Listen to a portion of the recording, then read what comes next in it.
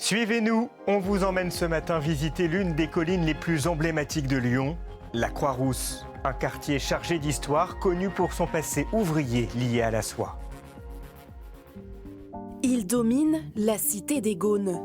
Le quartier de la Croix-Rousse, berceau de l'industrie de la soie, regorge de curiosités et secrets. Surplombant la Saône, la maison Brunet et ses 365 fenêtres impressionnent. Christine habite au dernier étage, son appartement compte 9 ouvertures. J'ai eu le coup de foudre pour cette vue parce qu'elle est à la fois proche et lointaine.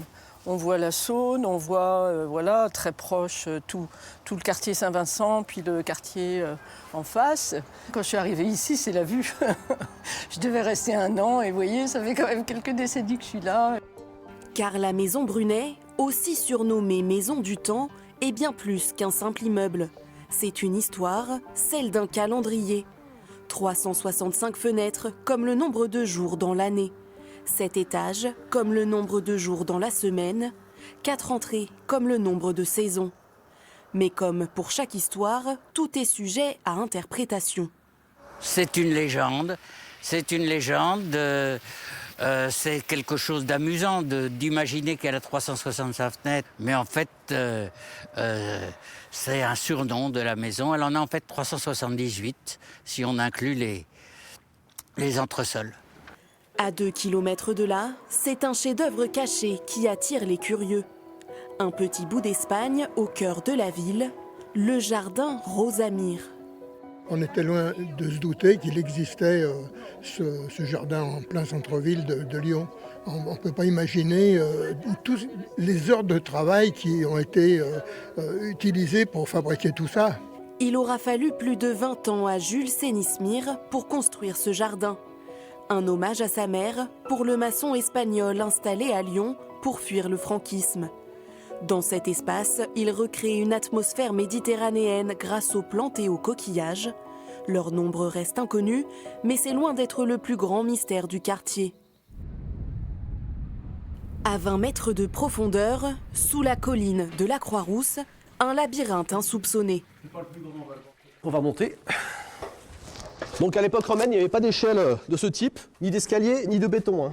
Donc probablement des échelles en bois, des aménagements en bois. Ces galeries souterraines, creusées il y a près de 2000 ans, ont été redécouvertes dans les années 60. Un dédale d'une trentaine de tunnels qui ressemblent à des arêtes de poissons. Un chantier considérable pour l'époque. 1,3 km de galerie horizontale, 840 mètres, si je ne me trompe pas, de puits. Donc est-ce qu'ils sortaient, ils avaient tout un système de poulies, de cordes, ils reversaient ça dans le Rhône. Mais à quoi pouvait servir ce lieu ? Était-ce un entrepôt pour stocker des vivres ou des métaux pour l'atelier monétaire de Lyon ? Les questions restent en suspens. On n'est pas au-delà des pyramides d'Égypte, mais c'est vrai qu'en France, c'est un grand mystère archéologique. On travaille aussi pour voir s'il y a des parallèles. Dans le monde romain, il n'y en a pas. Pour l'instant, il n'y en a pas. S'il est interdit d'y descendre, les arêtes peuvent être visitées virtuellement grâce à une application. Il est alors possible d'explorer les galeries antiques au rythme des avancées des chercheurs. Mais une chose est certaine, la Croix-Rousse n'a pas encore révélé tous ses secrets. Perché sur les hauteurs de Lyon, ce quartier offre donc aux promeneurs des ruelles escarpées et des traboules secrètes, tout comme ces fameuses arêtes de poissons que l'on vient de voir dans le reportage. Fermé au public, ce réseau souterrain nourrit l'imaginaire collectif et inspire des artistes, à l'image de Serge Hannequin. Cet illustrateur en a fait une bande dessinée. Auparavant, il a mené un vrai travail d'investigation. C'est bien 4, 5, voire 6 ans de recherche aux archives, des rendez-vous avec les archéologues, des rendez-vous avec les explorateurs clandestins, des prises de contact avec les uns et les autres. On tenait à cœur de reproduire le plus fidèlement possible l'ambiance du quartier. Après, il y a eu effectivement des recherches sur toutes les modifications du quartier. Quand il s'agit de dessiner Lyon au 16e, Lyon au 18, au 19e, et puis l'Antiquité, bien évidemment. Donc là, c'est du gros boulot. Alors, vestiges gallo-romains ou réseau défensif, les questions sur ce dédale de galeries restent nombreuses. Serge Hannequin émet toutefois quelques hypothèses. Compte tenu de la configuration du réseau et du fait que possiblement il y avait un port au niveau du Rhône. C'est fort probable que ce réseau servait à stocker des choses. Alors, est-ce que c'était des matières précieuses ou autre chose? Ça, on n'en sait rien. Après, il pouvait y avoir la connexion avec un autre réseau qui s'appelle les Sarrazinières, qui permettait de remonter le long du Rhône jusqu'à Miribel. Alors, ce qui laisse supposer ça, c'est que effectivement le bâti est identique, la datation amène à la même période de l'Antiquité, que tout ça était un seul et même réseau. C'est une probabilité, voilà, mais il n'y a aucune certitude encore une fois parce que la jonction n'a jamais été trouvée.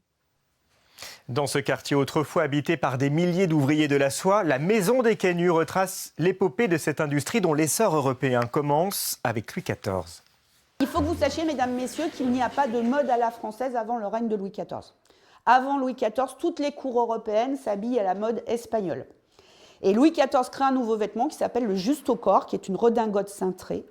Et vu l'aura du personnage, toutes les cours européennes, tous les gens qui approchent Louis XIV se mettent à la mode française. Louis XIV est le plus grand influenceur de tous les temps. Ce quartier bohème se découvre également grâce à des visites théâtralisées. Rien de mieux pour replonger dans l'histoire fascinante de la Croix-Rousse. Vous croyez pas que c'est trop dangereux de passer par ici? Il y avait des soldats là, il y a une minute. Profitez de votre visite du quartier de la Croix-Rousse pour rejoindre une autre colline juste en face, la colline de Fourvière. Ici, dominant Lyon, la basilique Notre-Dame, construite à la fin du 19e, allie style romano-byzantin et gothique. Elle reste l'un des symboles les plus emblématiques de la capitale des Gaules. Bonne journée sur France Télévisions.